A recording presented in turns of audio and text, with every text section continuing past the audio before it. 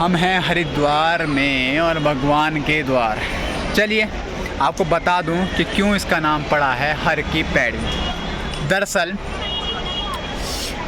कहा जाता है कि राजा विक्रमादित्य के भाई भृतहरि ने इस गंगा किनारे पे, जो मेरे पीछे दिख रही है, यहाँ पे घोर तपस्या की थी और उनके मर जाने के बाद राजा विक्रमादित्य ने उनकी याद में ये सब सीढ़ियाँ बनाई और ये मंदिर का निर्माण किया।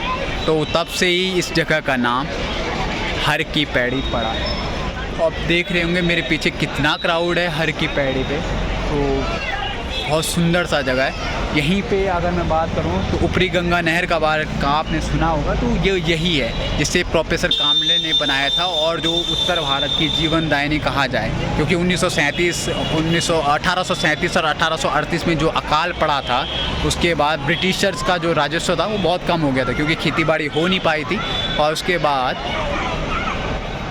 सरकार लगान भी वसूलते तो किससे, क्योंकि खेतीबाड़ी नहीं हुई और लगभग 7 से 8 लाख लोगों की मौत हुई थी उस समय अकाल की वजह से। तो इसकी कीमत को समझते हुए लाल डलहौजी, जो उस समय हमारे गवर्नर जनरल थे ब्रिटिश इंडिया के, तो उन्होंने सबसे पहले ऊपरी गंगा नहर की परिकल्पना की और प्रोफेसर काम्बले को इस कार्य का जिम्मा दिया। और आज रिजल्ट आपके सामने है, क्योंकि ये रुड़की, मुजफ्फरनगर, रुड़की, बिजनौर, मेरठ, उसके बाद इटावा, अलीगढ़ और बहुत सारे दोआब, मतलब अगर गंगा और जमुना के बीच के क्षेत्र को ये क्या करती है, सिंचित करती है। तो ये आर्थिक रूप से ये नहर का महत्व बहुत ज़्यादा है।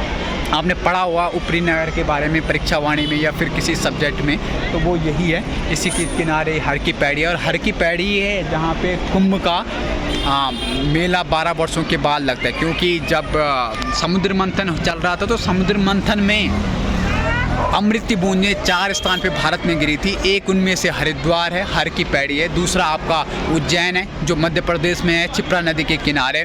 तीसरा आपका नासिक है जो गोदावरी नदी के किनारे जो कुंभ लगता है। उसके बाद एक प्रयागराज जहाँ पे गंगा, जमुना और सरस्वती का संगम है, वहाँ पे भी कुंभ का मेला आयोजित किया जाता है। तो शुरुआत होती है उत्तर भारत में, सबसे पहले उत्तराखंड के हरिद्वार के हर की पैड़ी से। ये पूरा एरिया वही है। अब तो हाईवे, फ्लाईओवर्स वगैरह सब बन गए हैं, तो ये सारा एरिया अगर उस तरफ देखें तो वहाँ माँ चंडी देवी का मंदिर है और इस मेरे ठीक अपोजिट साइड, मेरे ठीक सामने पे वो है आपका मनसा देवी का मंदिर। तो हरिद्वार में एंजॉय, हिंदुओं का सबसे पवित्र स्थल कहा जाए, क्योंकि आप कुछ भी हो, क्योंकि मैं भी बहुत सारे स्टेटों में ट्रैवल कर चुका हूँ और बहुत सारे लोगों से मिलता हूँ। मार्केटिंग का तो काम ही है अपना, सर्विस का तो काम ही है। तो अभी जितने भी लोगों से मिलता हूँ, हर किसी की इच्छा होती है कि एक बार हरिद्वार में डुबकी ज़रूर लगा लो, क्योंकि कहा जाता है कि अगर इस एरिया में अगर डुबकी लगा दी जाए तो साक्षात देवताओं की कृपा उस पर होती है। तो हिंदुओं का ये पवित्र स्थान, और आपको दिख रहा होगा माँ गंगा का वो मंदिर, उसके बाद यहाँ पे भगीरथी मंदिर, और ये सारे के सारे यहाँ पे भीड़, लोगों का आस्था का प्रतीक। न केवल हिंदुओं का, आज की डेट में ये एक बहुत बड़ा टूरिस्ट स्थल भी बन चुका है, पर्यटक स्थल भी बन गया है। उत्तराखंड की आमदनी, सरकार की आमदनी सबसे ज़्यादा टूरिस्ट से है, पर्यटन से है। चलिए जी।